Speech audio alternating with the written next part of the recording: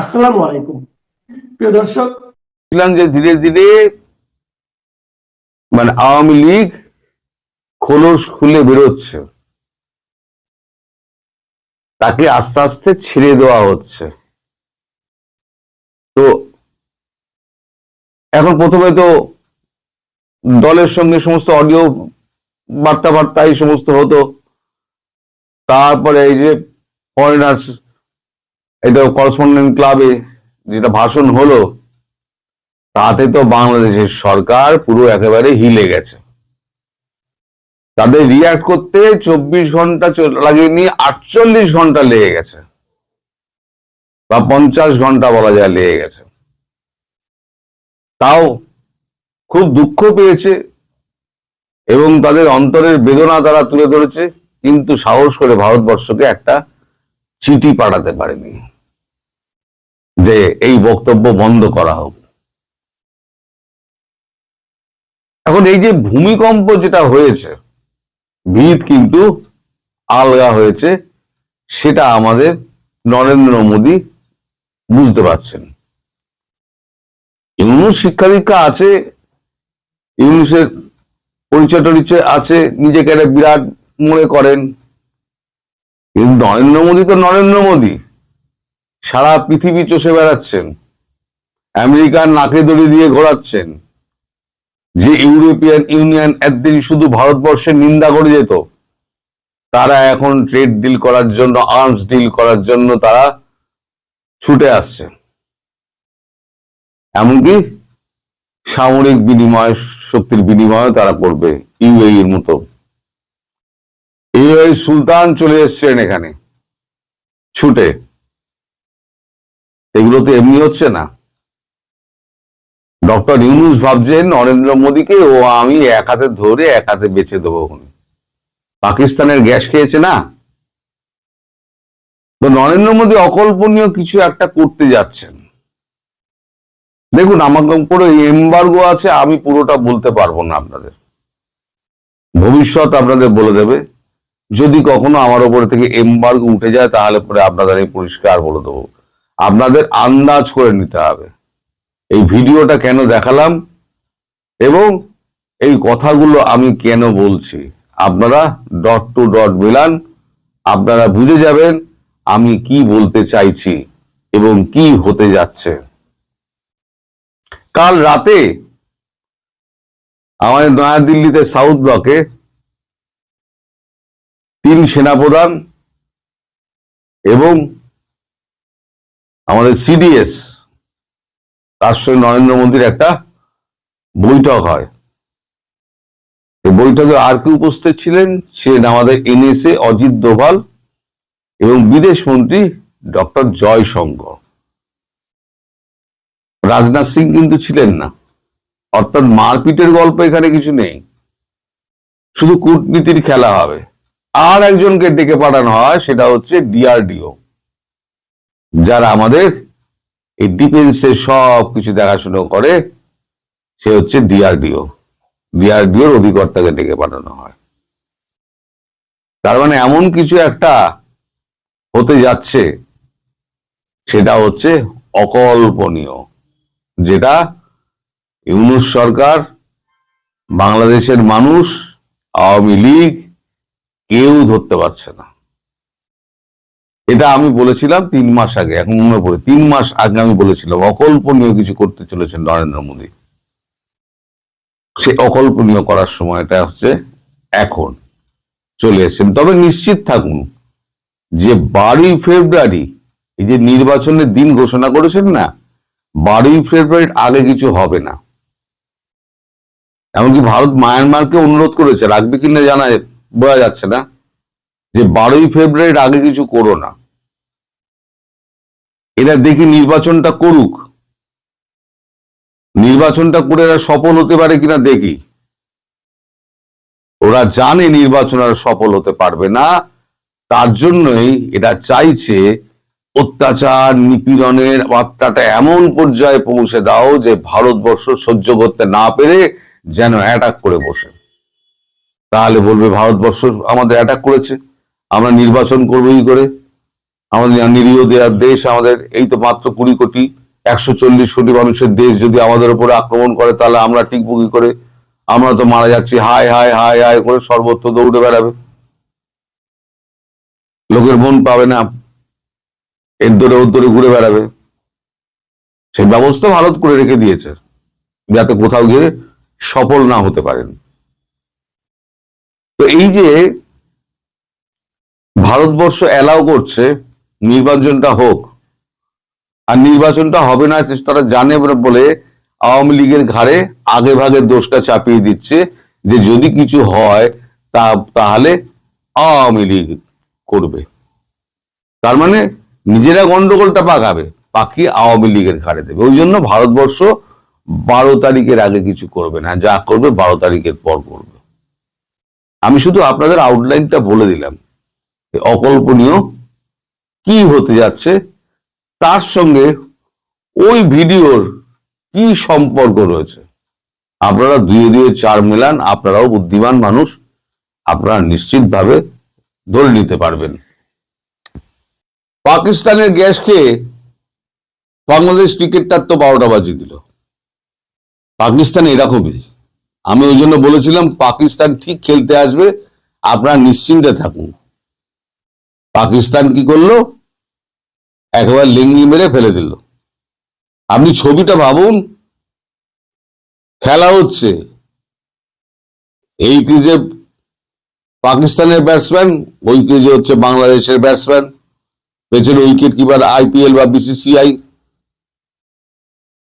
ধরুন আম্পায়ার হচ্ছে বিসিসিআই আর wicket keeper হচ্ছে আইপিএল, এই আইসিসি। বাংলা পাকিস্তান বলে দিয়েছে যে 1 রান নিতে হবে, জিততে গেলে 1 রান নিতেই হবে, আমি তোমার সঙ্গে আছি, চলো একসঙ্গে 1 রান নেবো। তুই মেরেই বল ছুটবি। বল মেরে ছুট লাগিয়েছে বাংলাদেশ। তারপরে দেখে পাকিস্তান তো ক্রিজ থেকেই বেরোয়নি, ততক্ষণে বিসিসিআই উইকেট উড়িয়ে দিয়েছে, আইসিসি আউট ঘোষণা করে দিয়েছে। এটা হলো গাছে তুলে দিয়ে মইটাকে কেড়ে নেওয়া। এখন আপনারা বিভিন্ন রকম ব্যাখ্যা দেবেন, বাংলাদেশ সরকারকে বলছে আপনারা বিভিন্ন রকম ব্যাখ্যা দেবেন।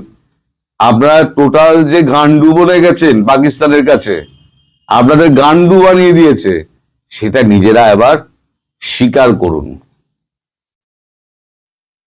আমি সবশেষে একটা কথা বলবো, যে এই ভিডিও টোটাল দেখানো এবং আমার বলার মধ্যে একটা সামঞ্জস্যতা আছে, যেটা আপনারা ধরে নিতে পারবেন। আমি একটা কথা যেটা বলবো সেটা হচ্ছে, অনুপস্থিত শেখ হাসিনা উপস্থিত শেখ হাসিনার থেকেও কিন্তু ভয়ঙ্কর। সেটা বাংলাদেশ সরকার, ইউনূস খুব ভালো মতো বুঝতে পারছে। আর নরেন্দ্র মোদী জানেন আসল নাটটা হচ্ছে ওইটা। সুতরাং ওই কাঁটা দিয়ে কাঁটাকে তোলো, একটা বুলেটও খরচা হবে না, কিচ্ছু খরচা হবে না। যে অকল্পনীয় যে পরিকল্পনা হচ্ছে, সেই অকল্পনীয় পরিকল্পনা যেদিনকে বাস্তবায়িত হবে, সেদিনকে দেখবেন এই সব ঝেঁটিয়ে লোকজন রাস্তায় বেরিয়ে পড়বে এবং এদেরকে ঝেঁটিয়ে বঙ্গোপসাগরে, কাল যেটা বলেছিলাম, বঙ্গোপসাগরে সব ফেলে দেবে। এখন শুধু সময়ের অপেক্ষা, কোন দিন কোন সময় সেটা হয়। 12 তারিখের আগে নিশ্চিতভাবে হবে না। তবে এক অডিও বার্তায় যদি এদের ভূমিকম্প হয়ে যায়, তাহলে পরে যে গল্প আমি বলতে চাচ্ছিলাম, সেই গল্প যদি আমি বলি, যদি এমবার্গো না থাকতো তাহলে আমি যদি বলতাম, তাহলে পরে আমার এই ভিডিওর পরই সরকার পতন হয়ে যেত।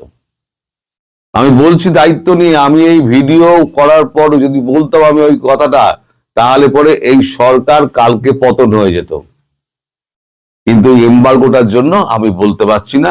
আপনারা বুদ্ধিমান মানুষ, আপনারা নিশ্চয়ই ধরে ফেলেছেন।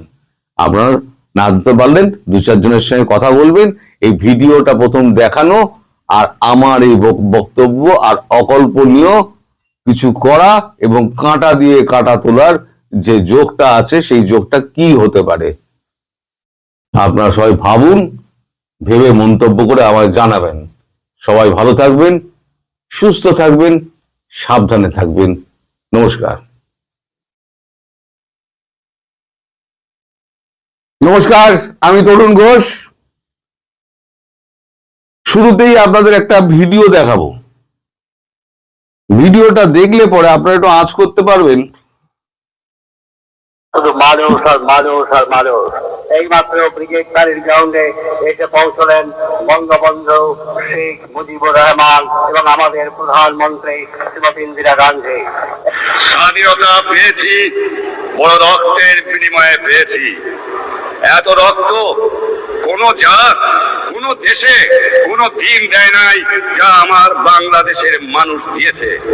আমার লোকেরা জাতি ধর্ম নির্বিশেষে বৃদ্ধ থেকে বালক পর্যন্ত সকলেই সংগ্রাম করেছে। সেই সংগ্রাম কামিয়াব হতে পারতাম না যে ভারতের জনসাধারণ, ভারতের সরকার এগিয়ে না আসতো। আমার দেবার মতো কিছুই নাই, শুধু আমি এইটুকু দিতে পারি। নিঃস্ব আমি, রিক্ত আমি, দেবার কিছু নাই, আছে শুধু ভালোবাসা, দিলাম শুধু তাই। পশ্চিম পাকিস্তান দেখলেন তো ভিডিওটা, শুনলেন কানে। এবার আমি আপনাদের একটা জিনিস বলি। বহুদিন আগে আমি একটা কথা বলেছিলাম আপনাদের, যে নরেন্দ্র মোদী কিছু অকল্পনীয় করতে যাচ্ছেন। ঠিক কবে বলেছিল আমার মনে নেই, 2-3 মাস আগে হবে হয়তো। অকল্পনীয় কি সেটা আমি জানি না, পরবর্তী সময় হয়তো জানতে পারবো। নমস্কার, আমি তরুণ ঘোষ। আমি ধীরে ধীরে 2 গুন্ডার সঙ্গে যখন মারপিট হয় তখন ভদ্রলোকের কি করা উচিত?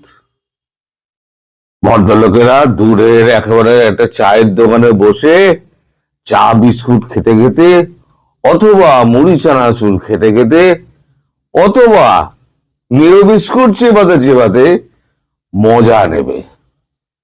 এখন 2 গুন্ডার, 1 গুন্ডা হচ্ছে ইউরোপ আর 1 গুন্ডা হচ্ছে আমেরিকা। সারা পৃথিবী জুড়ে এরাই সমস্ত দাপাদাপি করেছে। এখন নিজেদের মধ্যে ক্যাচাল লেগে গেছে, সেটা হচ্ছে হিস্সা নিয়ে। হিস্সাটা কি? সেটা হচ্ছে গ্রিনল্যান্ড। এখন সংঘবদ্ধ একটা গুন্ডা আর একা একেবারে দারা সিং এর মতো একটা গুন্ডা। এখন 2 গুন্ডার মধ্যে ব্যাপক গন্ডগোল চলছে। এই যে দাভোসের সম্মেলন হলো না, দাভোসের সম্মেলন নিয়ে রাশিয়ার প্রেসিডেন্ট ভ্লাদিমির পুতিন একটা কথা বলেছেন, যে এতদিন যারা পাপ করে এসছে সেই পাপের শাস্তি তারাই ভুগবে। তারা নিজেদের মধ্যে চুলোচুলি খেয়েই করে মরবে, আমরা দূর থেকে মজা দেখব। একদম সত্যি কথা বলেছেন।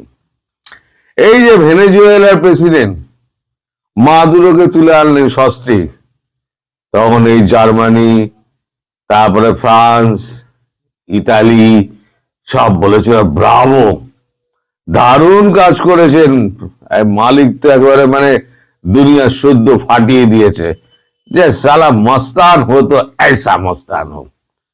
মস্তানি করতে হলে ऐसा মস্তানি করতে হবে যাতে পৃথিবীর লোক দেখে। আর এই মস্তানির জন্য একেবারে আমাদের নরেন্দ্র মোদীকে একেবারে আতঙ্কিত করে রেখে দিয়েছিলেন। তিনি মনে করছেন নরেন্দ্র মোদী আতঙ্কিত হয়ে গেছেন, কিন্তু নরেন্দ্র মোদী তিনি কথাবার্তা কিছু বলেন না, হ্যাঁও বলেন না, হুঁও বলেন না, দেখাও করবো বলেন না, দেখা করবো না বলেন না। কোনো সোশ্যাল মিডিয়ায় কিছু একটা লিখলে তার উত্তরও দেন না, কোন রেসিপ্রোকেট করেন না। এই বড় গুন্ডাটা এখন এই একটা সাইডে একটা ছোট গুন্ডা পড়ে আছে, সে পাত্তা দিচ্ছে না বলে সে এখন বেজায় খেপেছিল। 200%, 50%, 100%, 200%, লাস্টে গিয়ে ঠেকলো 500%-এর ধমকি।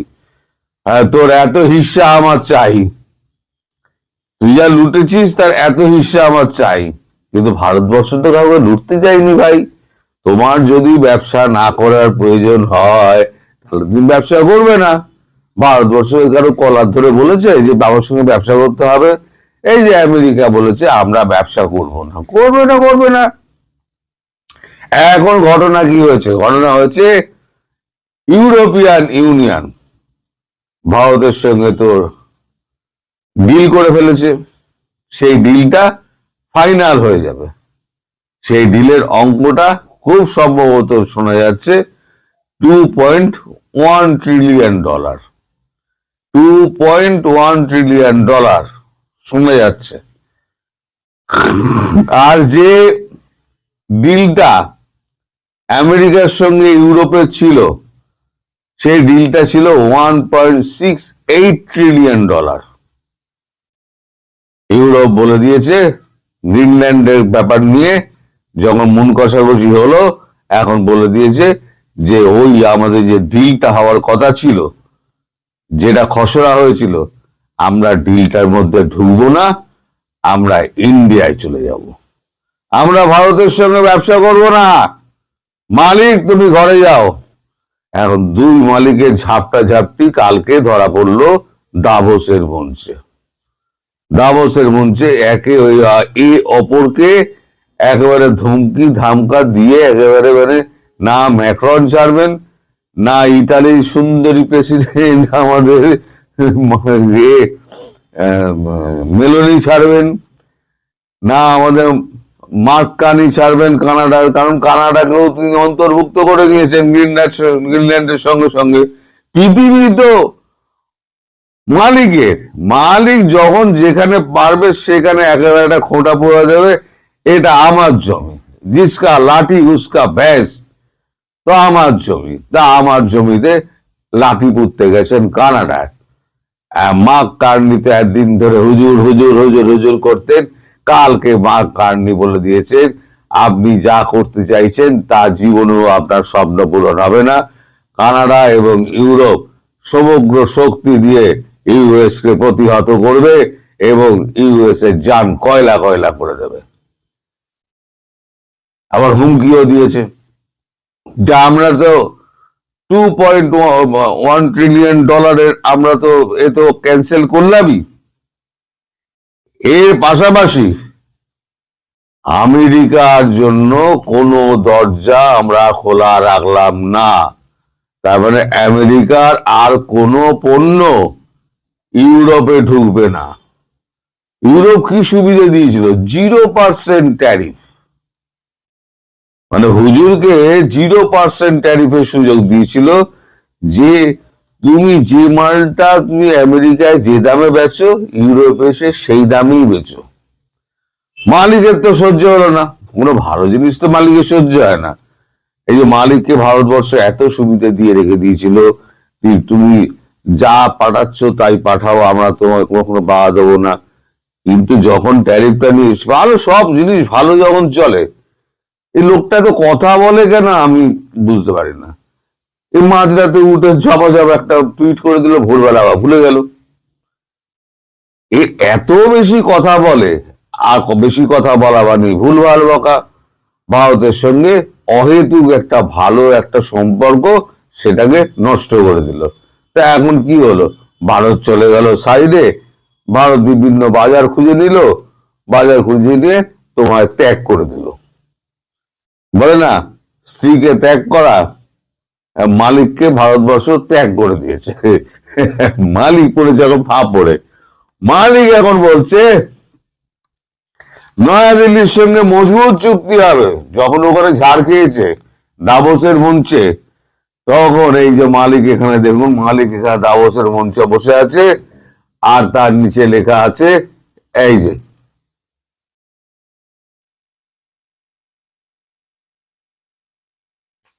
নয়াদিল্লির সঙ্গে মজবুত চুক্তি হবে। তা মালিক কি বলছে? মালিক বলছে ওয়ার্ল্ড ইকোনমিক ফোরামে অংশ নিতে গিয়ে সুইজারল্যান্ডের দাভোসে এসেছেন মার্কিন প্রেসিডেন্ট ডোনাল্ড ট্রাম্প। বুধবার এই আন্তর্জাতিক মঞ্চে এক সাংবাদিক সম্মেলনে ভারতের সঙ্গে সুসম্পর্কের বার্তা দিলেন ডোনাল্ড ট্রাম্প। বললেন, ভারতের সঙ্গে আমাদের একটি দুর্দান্ত ও মজবুত বাণিজ্য চুক্তি হবে। রাশিয়ার থেকে তেল কেনার জন্য গত আগস্ট থেকে ভারতের উপরে 50% শুল্কের আমদানি চাপিয়েছিলেন ডোনাল্ড ট্রাম্প। এদিন সাংবাদিকদের সামনে প্রধানমন্ত্রী মোদীর প্রশংসায় পঞ্চমুখ হন। ট্রাম্প বলেন, আপনারা একজন দুর্দান্ত নেতা পেয়েছেন, আমি ওকে খুবই শ্রদ্ধা করি। আরে দুর্দান্ত নেতা তো আমরা পেয়েছি, সে তো আমরা জানি। তো আপনি সার্টিফিকেট দেওয়ার কে? আপনি সার্টিফিকেট দেওয়ার কে? কে দুর্দান্ত নেতা? আমার কে দুর্দান্ত নেতা নয়, অত্যন্ত জঘন্য নেতা। আপনার সার্টিফিকেটের প্রয়োজন নেই, আপনি আপনার আমেরিকা নিয়ে থাকুন। আমেরিকার একবার তো ওই যে মাগার যারা সমর্থক আছে তারা ছাড়া কেউ আপনাকে সমর্থন করছে না। হ্যাঁ, একটা ইস্যুতে সমর্থন করছে, সেটা হচ্ছে মানে অবৈধ অভিবাসী, সেইটাকে সমর্থন করছে, বাকি কোনো কিছুতে আপনাকে সমর্থন করছেন না। আর আপনার মিড টার্ম ইলেকশনে পুরো নৌকো ভরা ডুবি হবে। সুতরাং এখন বলছেন mother of all trade. Trump বলছেন যে এবার যে ভারতের সঙ্গে চুক্তিটা হবে সেটা হবে মাদার অফ অল ট্রেড। সেটা আমরা 300 মিলিয়ন কি 500 মিলিয়ন ডলারে নিয়ে যেতে পারি। কিন্তু নরেন্দ্র মোদী আগেও চুপ ছিলেন, এখনো চুপ। তিনি এখন সোশ্যাল মিডিয়ায় এখন দারুণ দাপিয়ে বেড়াচ্ছেন, নরেন্দ্র মোদীর মুখ দিয়ে প্রশংসার বাণী একেবারে ঝরঝরিয়ে ঝরছে, কিন্তু নরেন্দ্র মোদী কোনো উত্তর দেয় না। না বলেন থ্যাংক ইউ মিস্টার ট্রাম্প, না বলেন my friend I am very happy to hear it, কিছু বলেন না। তাতে এখন খুব চিন্তায় রয়েছেন আমাদের মালিক, যে আদৌ বড় বুক করে যে এদের 300, 400, 500 মিলিয়ন ডলারের আমরা যে ট্রেড ডিলের কথা মাদার অফ ট্রেড ডিল বলে ফেলেছি, এবার মাদার অফ ট্রেড ডিল যদি এখন ডিলে হয়ে যায়, তাহলে আমি এই মিড টার্ম ইলেকশনের আগে তো আমায় কিছু করে দেখাতেই হবে। পাশাপাশি আমার ধমক দিয়েছেন, ইরানকে আমি ছাড়বো না, কারণ ইরান নাকি তার প্রাণনাশের হুমকি দিয়েছে। এই যে আমি বলছিলাম যে কোনো একটা সুযোগে ইরানকে মারবে, এই দেখুন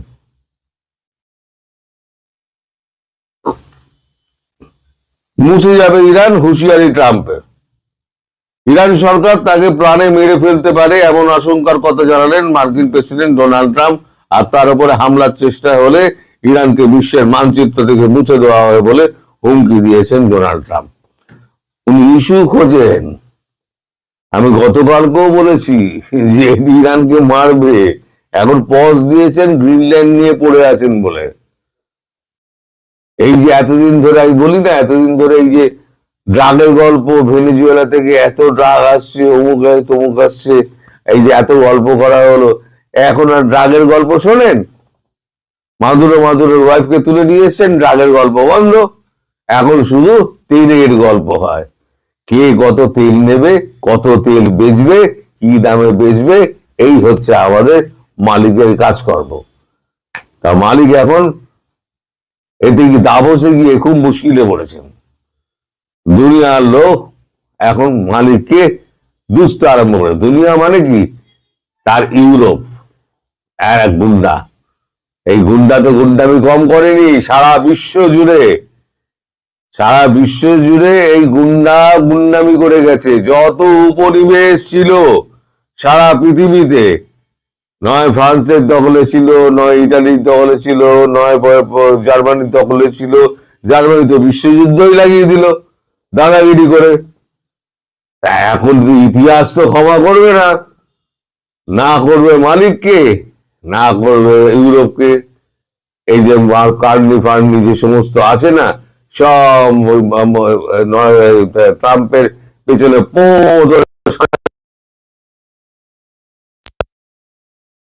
চুপ করে গেছে। এখন মারপিট হচ্ছে। চা নিন, কফি নিন, পপকর্ন নিন, টুপটাপ করে দেখুন আর সিনেমা দেখে যান। এই সিনেমা খুব মজাদার সিনেমা। সবাই ভালো থাকবেন, সুস্থ থাকবেন এবং সাবধানে থাকবেন। নমস্কার।